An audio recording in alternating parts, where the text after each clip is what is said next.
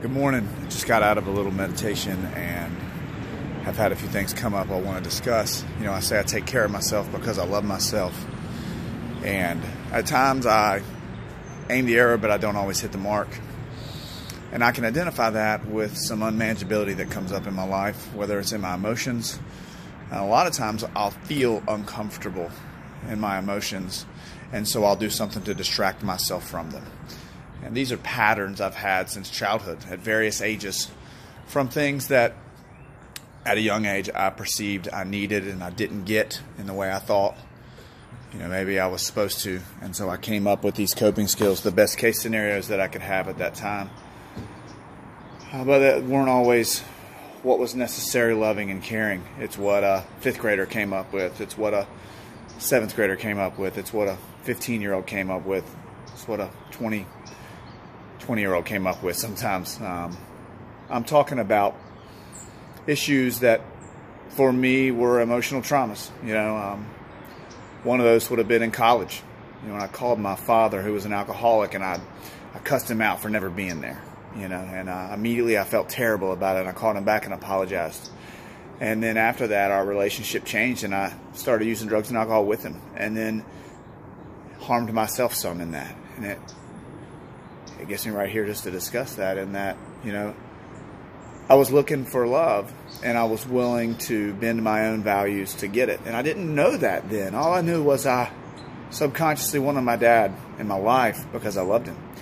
And I did not understand, the healthy way to set a boundary for myself. I wasn't taught that.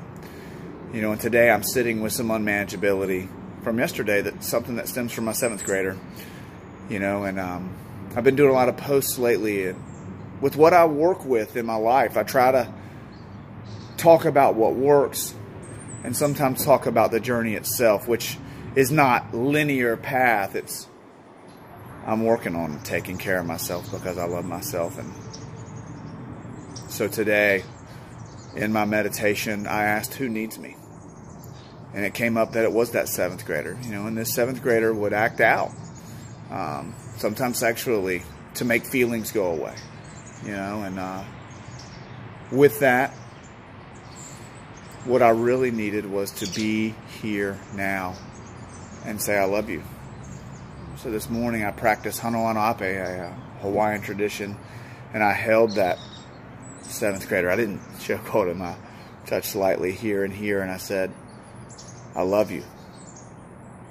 I'm sorry. Please forgive me. Thank you.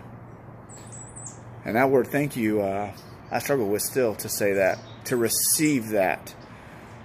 Because it's not performance, it's what I learned, or it's not distraction, it's just you're okay. And believing that and trusting that is really a one moment at a time thing.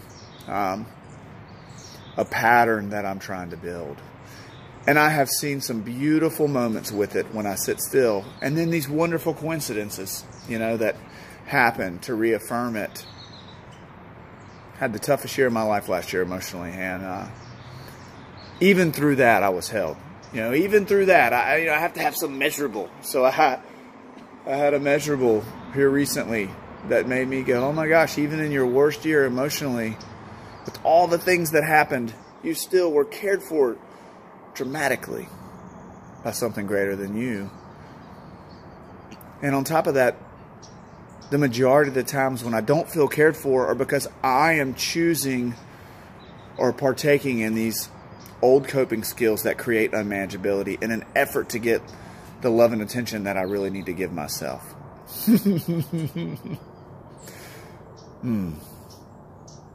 And that's some medicine right there. So on top of that, allowing the process and being gentle with me in the middle of it. Sometimes I'll still repeat some of those behaviors, and I have to reel it in, slow down, and realize it's okay. I'm a work in progress. Because ultimately, what I want to do is parent myself so I can parent my children. And I can live in that place of, I've been cared for the whole time. And just be human in the middle of it and realize that I'm the one responsible I'm the one who can take a hold of my heart and stroke it. And as I do, I can build boundaries that help me to move forward with myself. You know, boundaries are not about you. I used to say boundaries, I mean, you can't cross. Boundaries are for me to take care of me. And then that light that is me can shine a little clearer through the glass pane. That beautiful pane. Because the light is always the same. It's just what pane am I putting in front of it? Is it a stained glass window that shows some beauty? Is it a pane that's got some dirt on it that blocks some of that light coming through? And those things, you know, really represent the skills that I learned and the skills that I use. And so the last thing I'll say is that I intend to love myself better. And in this moment, right now, I am right here. Right here. 5 minutes from now, I intend to be right here. Shit, I may be wild as hell, but I intend to be right here. I take care of myself because I love myself, and I'll post this to encourage you. You know, the door of my physical fitness, by showing up consistently over time, became a way I took care of myself one moment, one rep at a time. And it started to show me these other doors. It helped walk me into the rooms of recovery. It helped me to begin to unravel this onion, take the layers off this thing.